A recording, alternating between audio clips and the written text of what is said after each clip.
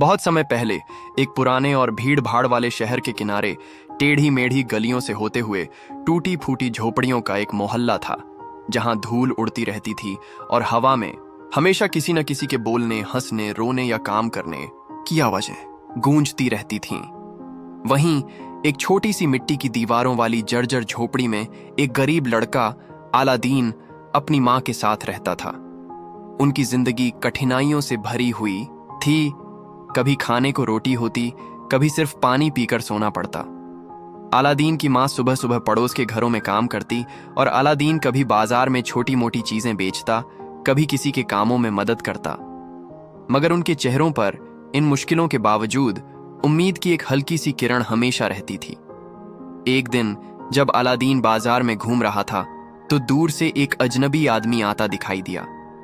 उसके कपड़े बहुत महंगे थे, सिर पर पगड़ी, हाथ में सोने का सिरा वाला एक डंडा, चेहरे पर लंबी सफेद दाढ़ी और आंखों में एक अजीब सी चमक, जैसे वो किसी खास मकसद से आया हो। वो सीधे अलादीन के घर की तरफ बढ़ा और उसकी मां से बोला, बहन, मैं एक व्यापारी हूं और मैं तुम्हारे बेटे को अपने साथ ले जाना चाहता हूं। अगर तुमने उसे भेज दिया तो मैं तुम्हें इतना धन दूंगा कि तुम्हें जिंदगी भर काम नहीं करना पड़ेगा। गरीब मां पहले तो चौंकी, फिर उसने अपने घर की हालत देखी, टूटी छत, खाली बर्तन और बेटे की पुरानी फटी कमीज। तो उसने सोचा, शायद ये ऊपर वाले का भेजा हुआ मौका है। उसने हां कर दी और अलादीन को उस आदमी के साथ भेज दिया। अलादीन को नहीं पता था कि वो आदमी असल में एक चालाक जादूगर है जो अपने आप को व्यापारी बताकर एक खतरनाक योजना बना रहा है। दोनों शहर के बाहर लंबा सफर तय करते हुए एक सुनसान जगह पहुंचे, जहां सिर्फ सूखे पेड़ और काली चट्टानें थीं।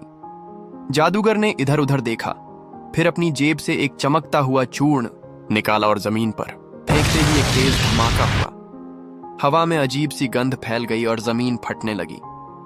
धीरे धीरे जमीन से एक बड़ा सा गुफा का दरवाजा उभर आया, जिसके अंदर से अंधेरा और ठंडी हवा बाहर आ रही थी, पर कहीं कहीं सोने और जवाहरात की चमक दिख रही थी, मानो अंधेरे में सितारे टिमटिमा रहे हों। जादूगर ने अलादीन की तरफ देखकर कहा, अंदर जाओ और वहां एक पुराना चिराग रखा है, उसे ले आओ। ध्यान रहे, बाकी किसी चीज को मत छूना। अलादीन थोड़ा डरते हुए गुफा के अंदर गया। जैसे ही उसने अंदर कदम रखा, वहां की ठंडक ने उसकी हड्डियों तक को जमा दिया। दीवारें पुरानी पत्थरों की थीं, मगर उन पर सोने के सिक्के और मोतियों की झिलमिलाहट थी। फर्श पर पुराने संदूक रखे थे, जिनमें हीरे, माणिक और अनमोल रत्न भरे थे। गुफा के बिल्कुल कोने में एक छोटी सी मेज थी, जिस पर एक पुराना, धूल और मैल से भरा हुआ पीतल का चिराग रखा था। अलादीन ने सावधानी से चिराग उठाया और बाहर आने लगा, लेकिन उसने जादूगर से कहा, पहले मुझे बाहर निकालो, फिर मैं तुम्हें चिराग दूंगा। जादूगर की आंखों में गुस्सा भर आया। उसने जोर से एक मंत्र बोला और एक बड़ा सा पत्थर गुफा के दरवाजे पर गिरा दिया, जिससे अलादीन अंदर फंस गया। चारों तरफ घना अंधेरा था। अलादीन ने जोर जोर से चिल्लाया, मगर कोई जवाब नहीं मिला। घबराहट में उसने चिराग को अपने कपड़े से साफ करना शुरू किया। तभी अचानक भूसफफ की आवाज के साथ एक विशालकाय जिन्न धुएं के गुबार से निकल आया। उसकी आवाज गूंज रही थी, बोल मेरे मालिक, क्या हुक्म है? अलादीन हैरान था, मगर डर के बीच उसने कहा, मुझे घर ले चलो। पलक झपकते ही अंधेरा गायब हो गया और अलादीन अपनी मां के सामने था। मां ने उसे गले से लगाया और रो पड़ी। कुछ दिनों बाद अलादीन ने फिर चिराग रगड़ा। जिन्न आया और इस बार अलादीन ने कहा, मेरे लिए एक शानदार महल बना दो। कुछ ही पलों में सोने चांदी की दीवारों, मोतियों से जड़े दरवाजों और संगमरमर की फर्श वाला एक भव्य महल खड़ा हो गया। पूरे शहर में हलचल मच गई।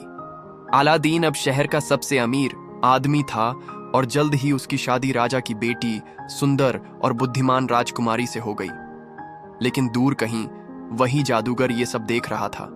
उसने सोचा, वो चिराग मेरा है। एक दिन वो बूढ़े फकीर का भेष धरकर महल पहुंचा और राजकुमारी से बोला, पुराने चिराग के बदले नए चमकते चिराग ले लीजिए।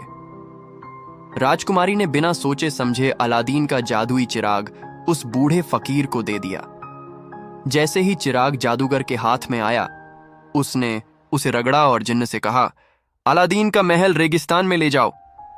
अगले दिन जब अलादीन लौटा तो महल, राजकुमारी और माँ सब गायब थे। अलादीन के पास सिर्फ एक पुरानी जादुई अंगूठी थी जो उसे कभी उसी जादूगर ने दी थी।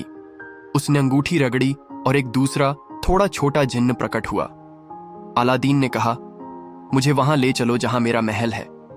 पल भर में वो तपते रेगिस्तान में पहुंचा और देखा कि जादूगर चिराग लेकर बैठा है। अलादीन ने झपट कर चिराग छीना और उसे रगड़ा। असली जिन्न आया और अलादीन ने आदेश दिया, इस दुष्ट जादूगर को इतनी दूर भेज दो कि वो कभी लौट ना सके। जिन्न ने एक झटके में जादूगर को गायब कर दिया। अलादीन ने अपनी राजकुमारी और मां को बचाया और सबको लेकर वापस महल लौट आया। उस दिन के बाद अलादीन, राजकुमारी और उसकी मां हमेशा खुशी और सुकून से रहने लगे और वो जादुई चिराग हमेशा उनके पास सुरक्षित रहा। शहर के लोग पीढ़ियों तक ये कहानी सुनाते रहे, एक गरीब लड़के की जिसने एक चिराग पाया और अपनी किस्मत बदल दी। और जब भी तेज हवाएं महल के ऊपर से गुजरती, लोग कहते, शायद जिन्न अब भी अपने मालिक की हिफाजत कर रहा है।